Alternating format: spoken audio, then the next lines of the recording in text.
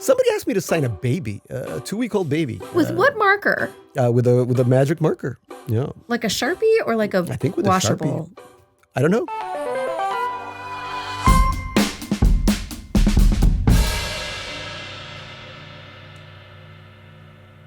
This is Mary in America. I'm Mary Childs, and our guest today is the esteemed Gary Shteyngart.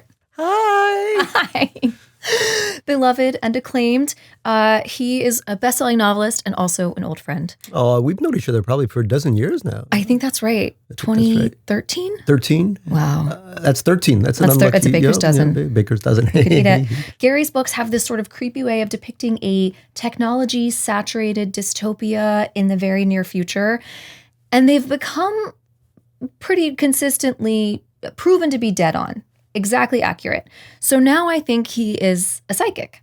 And I figured this moment of enormous and fast technological change, it was a good time to check in with our leading national psychic. Thank you for joining me, Gary. Thank you. My predictive powers are sad because nothing good. I never predict anything good. I wouldn't call you an optimist. No, I'm definitely a pessimist. They call me a SAP, a Soviet Ashkenazi pessimist. Is that a saying? Yeah, that is a saying. Oh. Yeah, it's not even that the glass is half full. There's no glass at all. It's just a puddle. Just a puddle, yeah. Okay. Who are you and what is your job title and how do you describe this psychic power? Well, I guess I'm a novelist. Yeah. So I write novels every 4 years. I come out with more of this crap. And I think it's good. you think it's good? Okay, thank you. Anytime, Gary. When I met you, I was writing a book about hedge funders, which became a book called Lake Success. And you helped me out a lot in introducing me to a lot of very lonely hedge funders, some of whom are still my friends, but they were so happy to see me. They really loved meeting you. They really loved meeting me. It's very sweet. But the book I'd written before, which probably, I don't know if that was the first book of mine you read, but it kind of got out there, was Super Sad. What is it? I can't remember. Super Sad True Love Story, I Gary. outsource everything. But, it came out in 2010. 2010, right. And that was the book that was super predictive because there was a war with Venezuela. There were National Guards on the streets of all the major cities. And the idea I had before I wrote that book was that I had this very attractive intern. Everyone called him the man-turn. He was this very hot guy. I hate that. Yeah. No, he was so hot. And man-turn turned me on to MySpace and all this stuff. So not only was he hot, but he was also cool. He was so cool. He was so plugged in, as they say. Mm. And I took one look at MySpace and I thought, this is the end of democracy. I don't know how I put those two things together. But you went right to it. I went right to it. So Super Sad was my sort of, my predictions of what would happen given that this technology was just coming online and I could already see how it would destroy America. And then it did. Sorry, I said that in a kind of Valley Girl way. It's actually so crazy. Oh my God, I can't believe MySpace destroyed democracy. Anyway, your most recent book is Vera, or Faith. It's set in the very near future. It's about a kid growing up under a fascist authoritarian regime, and she's trying to understand herself and her family. Mm-hmm. With Vera, it's interesting because the main conceit of the book, the political conceit, is that there's going to be a new kind of voting system. People who can trace their heritage back to the Revolutionary War get 5/3 of a vote. It's the 5/3 compromise. It does ring a bell. There's a symmetry. Symmetry, yeah. 3/5. Anyway, 3/5. Whatever. But the funny thing is the book came out July 7th. July 8th, J.D. Vance, our wonderful roly-poly vice president, gave a speech.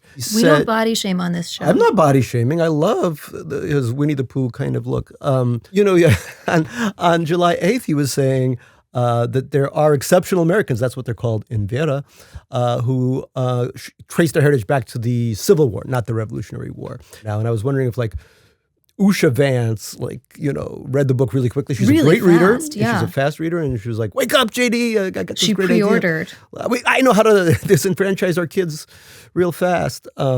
Because the main hero of Vera is Vera, who's 10 years old, and she's half Korean American and half whatever I am, Soviet, Jewish, something, I don't know. So She obviously is going to be disenfranchised herself under this, or at least get less of a vote. But she is on the debate team, and she has to argue for her own disenfranchisement.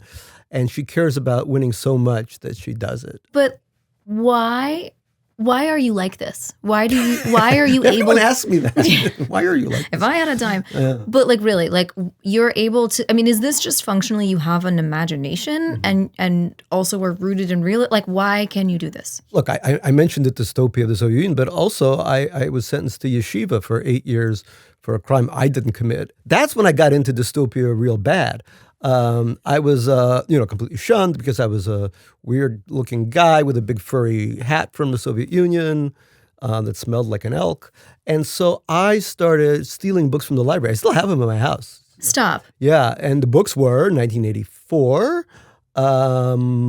Brave New World, and I think right after it came out, I think it was Handmaid's Tale. So I was very prepped for dystopia. And I loved those books so much more than any other books. Those struck a chord. Oh my God. I mean, the Talmud was good, but this was good. This was like, you're like, this is literature. This is literature. And then I started reading Isaac Asimov's science fiction magazine. I'm going to do the nerd sound and push my glasses I've never heard that sound in my life. That's really special. But that was because I think you're younger, but we grew up with these movies, Revenge of the Nerds. Yeah. The nerd movies. Now being a nerd is cool, and we aim for it. We're like, I'm a nerd, actually. It bothers me because we nerds had to fight so hard. We were punished for our nerdiness, and now... Look at you now. Yeah, well, that's true, but I don't want people to forget what it was like for us nerds. So you had this gravitational pull towards those books. I mean, it was one of the few times when I would read those books, I would actually feel genuinely happy. Because I think maybe as awful as my circumstances were, this was somehow maybe 5% worse. And I thought, okay, I could glam onto that. I remember watching, when I was a kid, The Day After, which was the big nuclear Holocaust movie in America. There was an even better, much more horrible one called Threads, which the BBC made in 1983, I think. Loved those movies because I just kept imagining how much better my life would be if there was a nuclear war and my yeshiva was finally blown apart.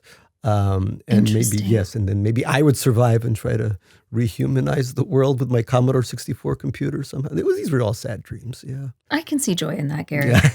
I think that makes sense. It's like, it reminds me of how in the pandemic, anxious people were relieved. Yeah. Because it's like, oh, an intrusive thought became real. So do you try to be psychic? Is this something that you like, is this a muscle that you try to exercise, or do you try to get rid of it? I do listen to things and pay attention to.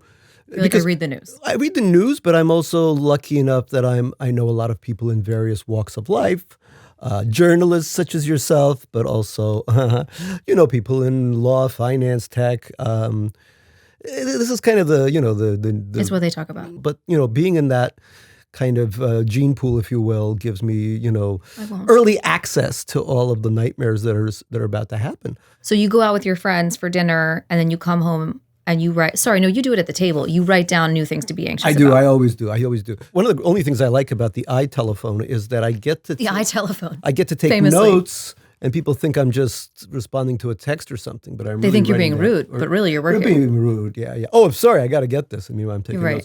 notes. But, I knew fascism was coming because so many of these people were like, oh, my buddy so-and-so, who is an important person at such and such place, is getting really fascist friendly. He's all into like... Did they say fascist friendly? No. I'm putting what did that they in say? There. They say, somebody said, oh God, I don't know, something about a particular group. I'm not going to say Jews, but something about some group that XYZ. And I'm like, did you push back? And they're like, no, of course not. Yeah. Because in certain parts of polite society, it's, everyone just says whatever's on their mind. People, when you have enough money, you're just excused as a president. It's all not personal. It's all not personal. It's just I can say whatever I want because I'm such a rich person. I mean, and so in that story, you're watching the behavior of the person telling you the story in their own story, and monitoring for their reaction, and that's a barometer that you might use. Well, I'll be honest. I'm more interested in what in whatever the new trend is. It's the fascism that interests me. And that through line I've been seeing, I think under Obama it began. I think because people just couldn't handle it. They always need somebody. Now it's Mamdani. There's always going to be somebody that will create an excuse for mass repression. People always say, well, you got to know what everyone thinks, So, but I think it's people. I think the agenda has really been set by wealthy people and what they want. Because we're a kind of society where it doesn't matter how you've made the money. You can make a couple of good bets on the market, and then make your net. What is it called? Lifetime total return, ROI. Yeah. Let's say this: your lifetime returns are actually in the negative, but it doesn't matter because you had 2-3 good bets, and because of that, you think that you're able to dictate policy. You know all about policy, and that's incredible to me because often these people will be talking, and a lot of what they're saying is just unconfirmed facts that any good journalism could fact check and say that's actually what's happening. But people want to believe in things, and they want to believe that they're clever and creative themselves. And there's a desperate need. And the wealthier a person I meet, the more they want to be liked, which is not what wealth used to be like. It used to kind of be like, all right, I'm wealthy, but I'm just going to, live my life, sail my yacht, whatever. But now the major currency is being right about something and being in a kind of corner of power with somebody. And I think Trump is really good at bringing all the boys to the yard, as what's her name would sing. The milkshake, yeah. The milkshake. Sorry, that's a 90s reference, or thousands, early aughts. Yeah, early aughts, possibly. Kellis, was that her name? Yeah.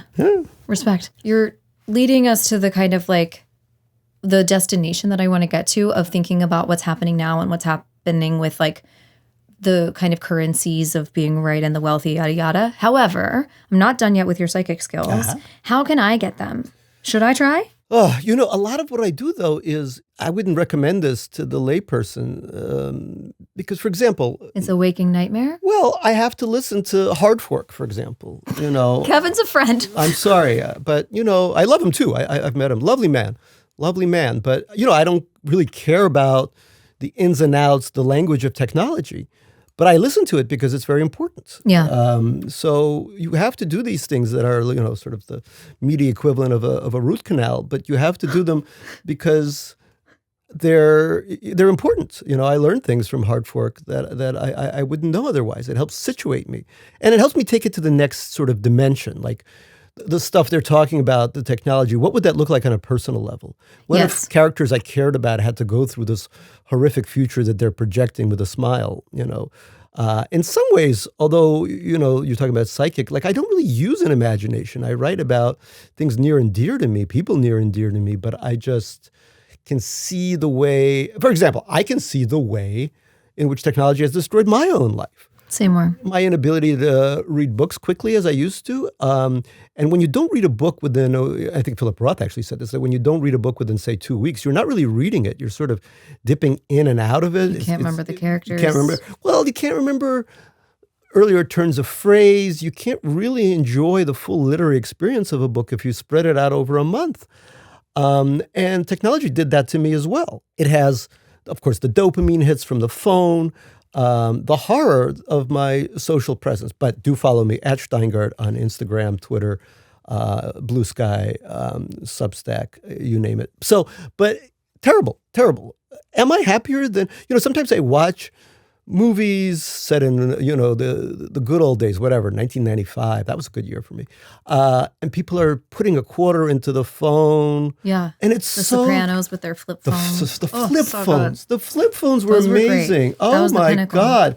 When you had to, I remember you were so in love and you had to text somebody, and it was a long, long text because you were trying to express your love for them, but it took 7 hours, right? Because A, B, you had to press, T9. Youths don't know about T9. That was the language that you had to, it was like. OMG. It was just, but those were to me I know rose-colored glasses when I was looking at the past, but boy, Bill Clinton. I never thought I'd like him when it was all happening, but I really, really miss him. You like Bill Clinton now? I mean, he was whatever. He was just... That's really counter-trend, Gary. Yeah, I don't care. He, whatever. Okay, so do you use this terrible imagination skill in your personal life?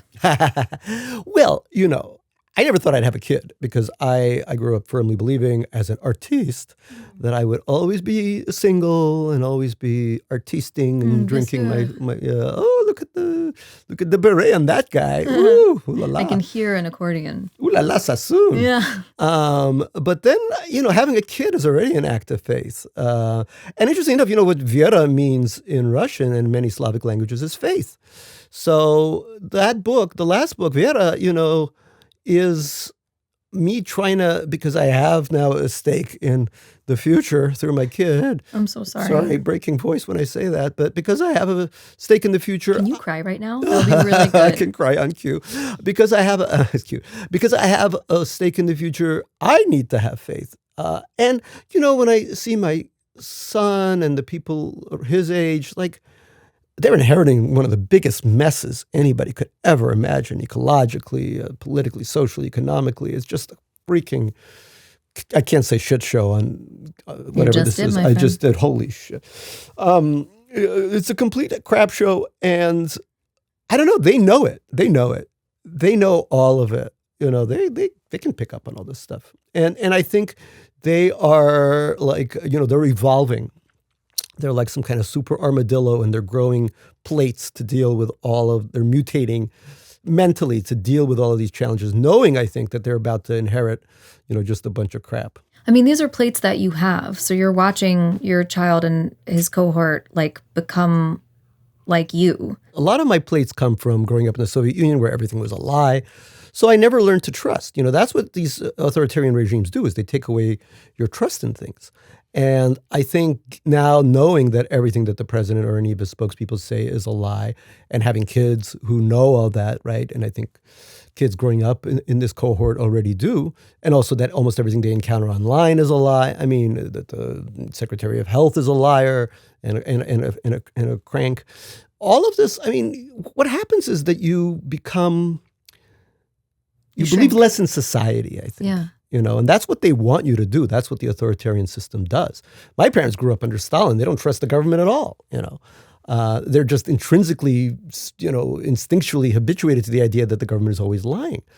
But that's not what our government has lied left and right, of course. But now this is something new. This is an overall war of lies against the population. The place that where I see your particular skill coming in so handy is I think we're all very accustomed now to worrying about AI taking our jobs, blah, blah, blah. Like the labor market effect. I feel like we've all kind of nested there. You're a creative, I'm a creative. We're creative I'm a content minds. provider. Right. We're creative workers. And to some degree, I find solace in the idea that AI is sort of the absolute average of humanity. Mm-hmm. The output is literally the average of humanity from the way these models are constructed. It's not going to, in my personal view, graduate from that. It can't. It's just the average. Possibly. Okay, that was my question. Am I deluding myself? Well, let me tell you this. This thing is growing so quickly that I don't know. Every iteration is slightly better, I'm told, or Hard Fork tells me this. This is sponsored by Hard Fork. I love you, Kevin Roos. Oh, my God. And the other guy's okay, too. Casey, yeah, it's fine. As much as I can like San Franciscans. No, I'm kidding. My sister-in-law lives there. It's a beautiful town. Reading at the Gary, we're going to have to beep this whole episode. I'm going to be canceled 10 times over. Yeah. I'll never be able to land at SFO again and enjoy any of their many salads. Your phone's going to be bricked when you walk out of here. So here's the thing. I have one iron I have in the forge is my television work. And people in the Hollywood part of America tell me that it's a done deal that, a lot of the writers' rooms for stupid shows are going to be far less populous. It'll be just one doofus and an AI instead of 5 doofi in a room, which is really going to save on quinoa costs. And I'm absolutely fine with that. Now, can AI come for literary fiction, for, auteur movies? I don't think so. Not yet. Not yet for sure. One thing I've noticed AI can't really get is humor. It's really bad at getting humor right. I'm a very prolific blurber. I've blurbed, there's even a documentary about my blurbing. I've blurbed probably 1,500 books. You blurbed my book. I blurbed your book. I actually read your book, which is rare. Because usually I just look at the author's photo and I'm like, well, this is a book about, not since Proust have we blah, blah, blah. But mine you really meant. I really meant appreciate it. that. No, it's one of maybe 3 books that I've actually read. Thank you, Gary. Oh, I know. But it was also about a topic I cared about. You were writing about a branch of finance that I thought was interesting. Read her book, by the way. It's really great. Yay. Heart-shaped thing. Wait, we got to do it the Gen... There's a new way. The Gen Z way? Yeah. I don't have enough skills. I don't know why you would reinvent this, honestly. How do you get your thumbs to go away? I was heaping praise on this generation, but now I'm not sure. This is not a good way to use fingers. It's challenging. Just there was a better wheel. Anyway, please go on. Simpler the better. So yeah, I think, I asked AI, can you please blurb for me? But my blurbs are they're funny. They're snappy. Snappy, cheeky, and I said, read all my blurbs, look at my blurb documentary. It was such garbage. It was so not funny. Not only is this book good, it's better. It's better than, yes. Oh my God, it was really horrible. And I realized I had to create my own blurbs. I thought at least one part of my day would be solved. This is what I'm saying. It's replacement level. It's not going to do, you can do better. We can do better, but what? I don't know. Yes. For now. For now. Okay, so I'm only medium diluting myself. I don't know. I honestly, sometimes I can do my Nostradamus act, but when I'm stumped, I'm stumped. And this one stumped you? It stumped me. I just don't understand to what extent, how simple are we? That even the most complicated person, is James Joyce capable of being sucked into a machine and somehow regurgitated? Well, maybe the point is that what talent is being the next James Joyce or whatever, Eudora Welty. I don't know. You come up with it. Yes. I don't know why I thought of Eudora Welty, but I like her. She's good. A banger, yeah. A banger. Eudora Welty is a banger. Everyone knows that. Is the tagline of this show. That's right. But I don't think it can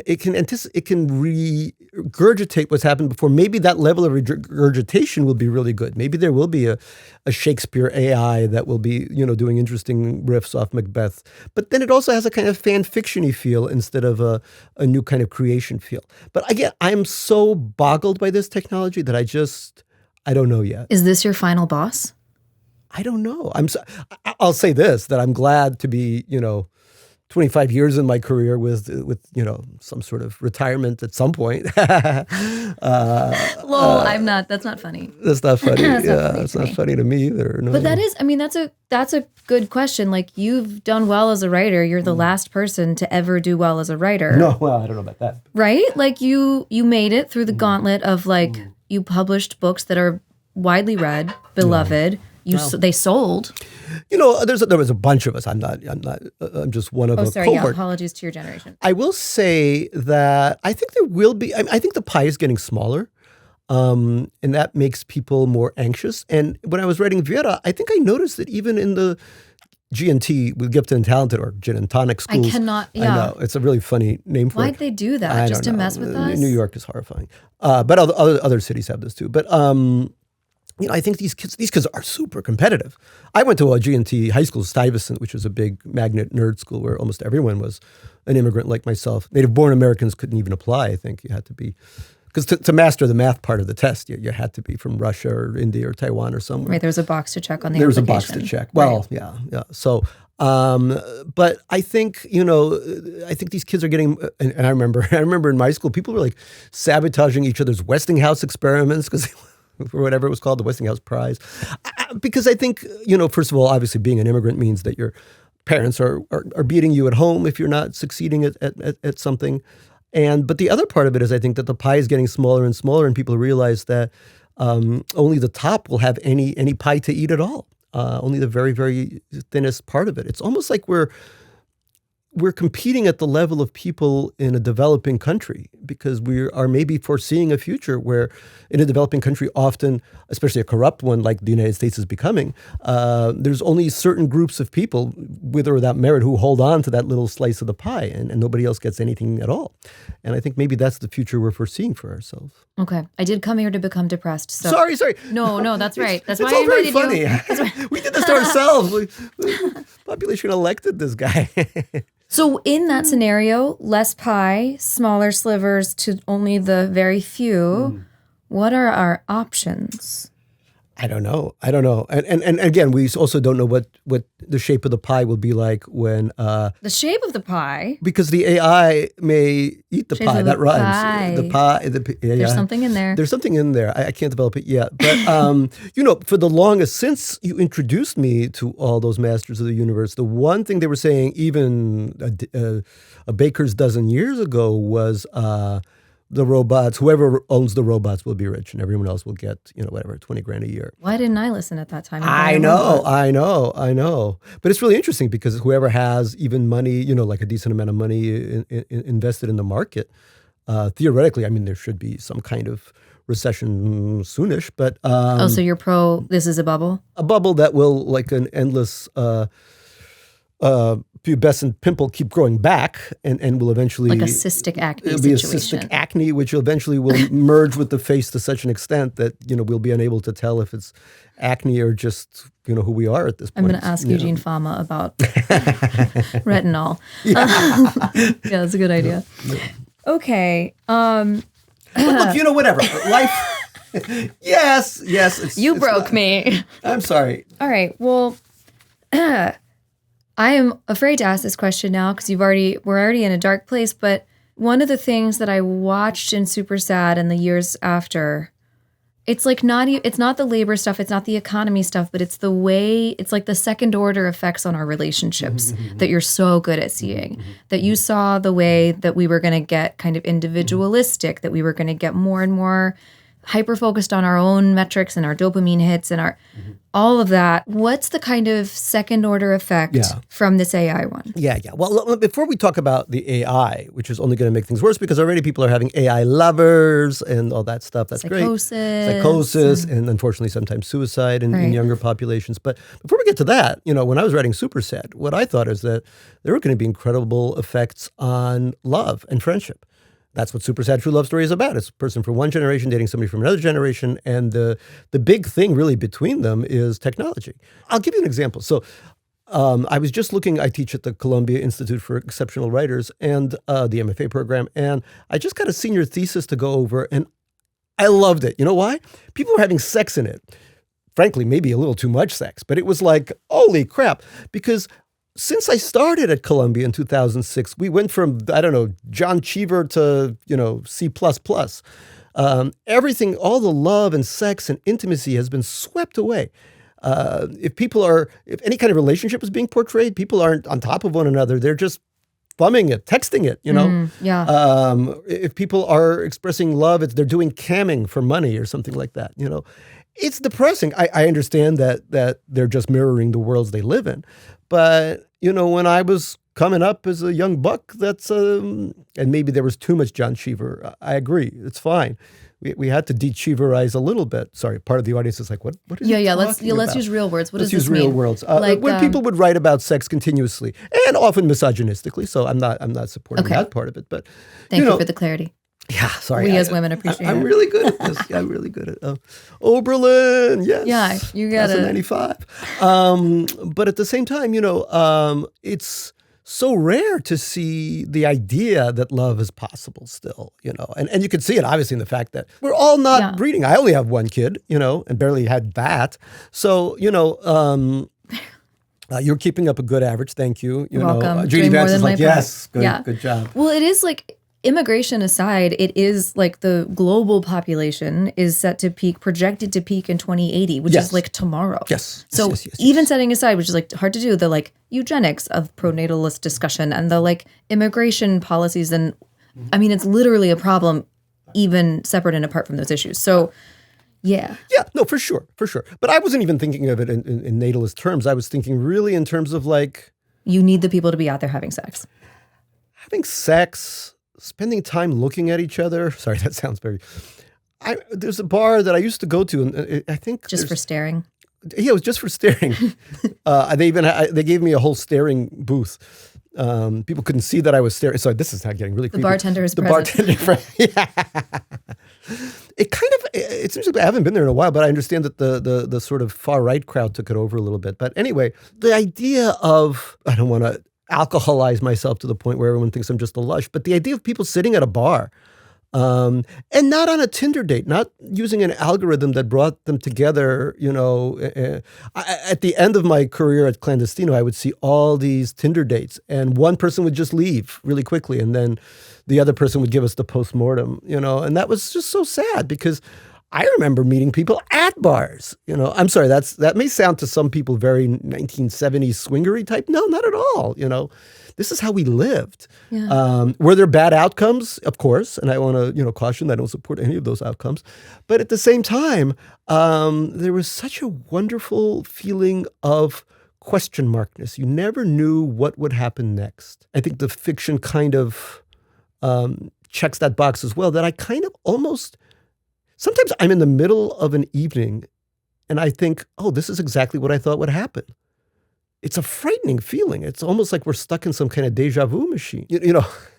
I just went to a party thrown by my friend Jay McInerney. Bright Lights, Big City, for those of you who don't know. Great. I mean, that is... Really good book. Well, it's a quintessential 1980s novel. And it starts and the protagonist is walking out of a Midtown building and I hope I'm right in getting this, but somebody opens up their, raincoat and he's got a ferret in there and he says, "Hey, buddy, want a ferret? Want to buy a ferret?" And that's what life really was like. You'd be walking down and some dude would be like, "Hey, you want to buy a ferret?" And maybe you would buy it. And you'd buy it. You're like, my life maybe. has a ferret in it now. I've never had a ferret burger, but it's time to start. Whatever. You were. The algorithm's never going to suggest that to me. Exactly.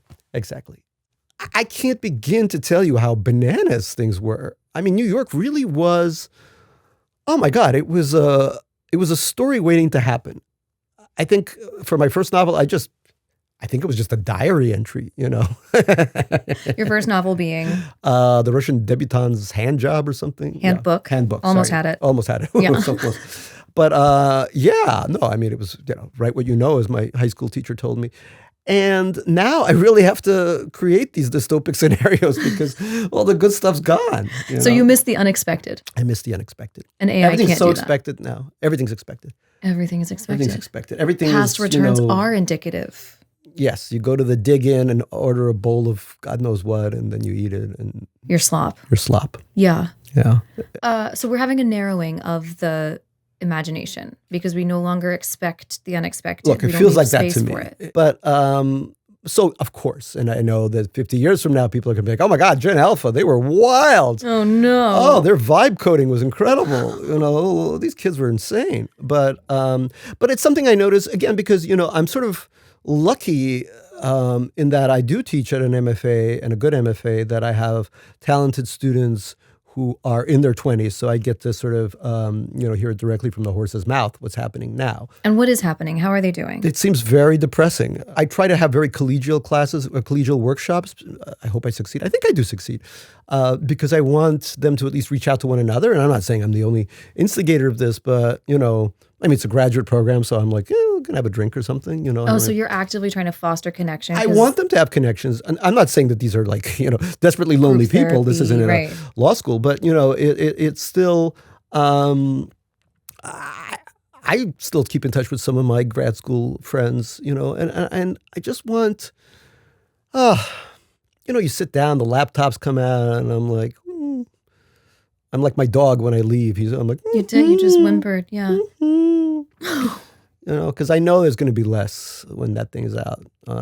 So laptops are appropriate. Oh, I'm taking notes, Right, that's working. Yeah. And I think it adds pressure on people. It really adds pressure to me, To perform. I got to come up with Instagram content at Shteyngart that you, the viewer and listener, are gonna enjoy, because otherwise you won't follow me at Shteyngart. If you're IRL and you can feel the opportunity cost of the computer, of the scroll, you have to outperform that at all times. So that's kind of stressful. Yeah, but I think people are becoming so stressed IRL that I see people, I'm always out in public, so I always see everyone. And I see people of my generation or older, everyone's just, we're just butt slamming and high-fiving and Eskimo kissing and whatever. We're just all... Full contact. Full contact. But then, I see a young person show up somewhere. They're like red as a beet the moment they see another person approach. Like, oh.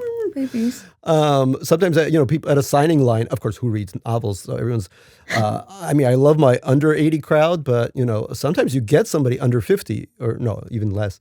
And they don't know what to do. They're like, you sign these things? I'm like, yeah. So they don't know how to act. They don't know how to act. In the olden days, I remember when Allen Ginsberg came to the Oberlin, Institute for Special Individuals, he was signing men's stomachs and butts. It was incredible. We were so alive then. Yeah, everyone was like, oh, yeah, you signed my stomach, but what about my... And he's like, oh, yeah, I got that too. All right, so you want people out there signing schlongs. All right, now we're really getting canceled. I'm sorry. No. You don't want that. Look, maybe a little. In a queer literature context, men can sign other called, schlongs in a consensual way, of course. Okay. Of course. I would never. No, I wouldn't sign a. Okay. I am not signing genitals. Somebody asked me to sign a baby, a 2-week-old baby. With what marker? With a magic marker. Yeah. Like a Sharpie or like a I think with washable? A Sharpie. I don't know. As a mother. I know, but this was Seattle. Anything goes. But okay. I've signed asthma inhalers, that's awesome, though. Well, so many of my readers are asthmatic, as you would guess. But yeah, Allen Ginsberg was... he was down. That Sharpie is a lot of stuff. He was characteristically down. So that's perhaps the outer edge. That's perhaps the outer edge, and perhaps, like I was saying, we shouldn't go there. No. Okay, so that's not what you want. Stomachs, but you want the maybe. unexpected. But that's actually a nice lesson in a way. Actually, I did sign his stomach. Sorry. Again in Seattle. God. Or Portland. Well, somewhere rainy. Yeah. Hard to tell the two apart. It really is. What I like, though, and I find instructive, is to seek the unexpected. This is not a self-help show, but I like that idea, and I'm keeping it. Thank you. So, and that's like almost a practice that we can cultivate. No, that's what I'm really, assignments this year have taken me to Cape Town, Uzbekistan, Geneva. Assignments meaning people at magazines, editors at magazines say, Gary, I can't talk about it yet because they're not out, but, and actually, Uzbekistan was amazing. Who knows? Everything there was completely nuts, It's so weird because going back to Uzbekistan, in some ways, the country is escaping its Soviet past. In some ways, it's not. And in some ways, it was the weird Soviet stuff, like the rickety trains. They actually have some great trains, but being in a sleeper car with some weirdos and sharing tea with them, it's still great. Feels good. It feels good. Anything can happen. Somebody could whip out a ferret and be like, check my friend. Here's my friend. Do you want check it? Salim out. And you want a piece of him? Yeah. Yeah. And then, okay. Go to Ferret Town. Yeah. Gary, this has been, as always, entirely depressing. Yeah, thank you. That's what life is with me. Can you imagine actually being in my household? Yeah. No, bless them. But I do think there's a way that you always describe your work that I think is instructive and like very useful. And it's that, actually, I want you to do it because I'm going to butcher it. But the missile analogy, yeah. Can you I do always that? use an intercontinental ballistic missile analogy because I am from the 1980s. I am so-called war. And this year at Columbia, I'm teaching a seminar called "So You Want to Write Funny?" ? And I do. And you do? Oh my God. Is that the right accent? I don't know. I think you got it. Thank you. So yes, in my analogy, the humor is the rocket stage of the ICBM, the Intercontinental Ballistic Missile, and tragedy is the payload. So you use the humor to get the tragedy across. If I've depressed the hell out of the listener, I want to remind them that these books are hopefully very, very funny. They are funny. Right? Okay, thank you. I got a good blurb already. So funny. These are actually pretty funny. Pretty funny, Mary Childs. Thank you. From Mary in America. Thank you. Yes, so I bait in the reader with the promise of comedy, and then hopefully I make them, cry terribly. And do you want them to change behavior? I mean, is this No. I'm not a moralist. Never. I'm not a moralist. Look, there are wonderful people that change people's behavior, but I'm no Rachel Maddow. We follow each other, but that's about it. No, Flex. No, I don't know if she does. I think okay, so she's like an activist. She's type. an activist, and you're not I'm that. not look at me. You just want people to read your book, enjoy it, and think about their lives a little bit differently. Yeah, and maybe open up a little bit. Like my characters are very kind of go sign a dick. Sloppy. Go sign a schlong. Go sign your partner's genitalia. Again, in a super consensual kind of consent first. Let's do this in a role play, etc. Yeah. Exactly. Okay, that's what you want for us. That's what Allen Ginsberg wants for us. I'm sorry, that's Just explicitly what what Allen you... Ginsberg wants for us. Yeah. Yeah, freedom. Freedom. Okay, Gary, I have one more last question for you. What is a niche thing? Oh, you know the answer to this. Wait, let me ask the question. Oh, sure. Sorry. What is a niche thing that you're obsessed with right now? Look, when Trump was winning in 2016, I knew he was going to win. And I started collecting watches. I wrote a piece in the New Yorker about this. I'm still completely, this is the only thing that gives me, after a long day of, I work for 2-3 hours a day, but That's hard. That's a lot. But after a long day of Instagramming at Shteyngart, scrolling, I need to take my mind off things. And that's when watches. And I love it. And I also, all my friends have always been women. But now, thanks to you in introducing me to hedge fund men's, and also thanks to this hobby, I've met men. There aren't any women in this hobby for sure. But, I've met some men who are okay. Because I can't talk about sports. I don't know anything. But I can talk about watches, and that's my entree into male society. I love that. The watchmen are okay. The watchmen are okay.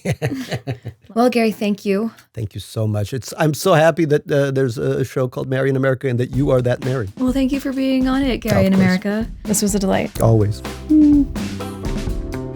This episode was edited by Liza Yeager and produced by Mitchell Johnson and Shira Golden. It was fact-checked by Vito Emanuel. Catherine Sullivan is our executive producer. Brian Liesering is our director of photography. Caitlin Owens is our creative director. Scott Lane at Overcoast Music and Sound wrote our theme music, and Maria Lamagna is our social media manager. Special thanks to Harbor Picture Company. If you enjoyed this episode, please like this video and subscribe to our channel. It helps support the show and allows other curious people to find us too. I'm Mary Childs. See you next week.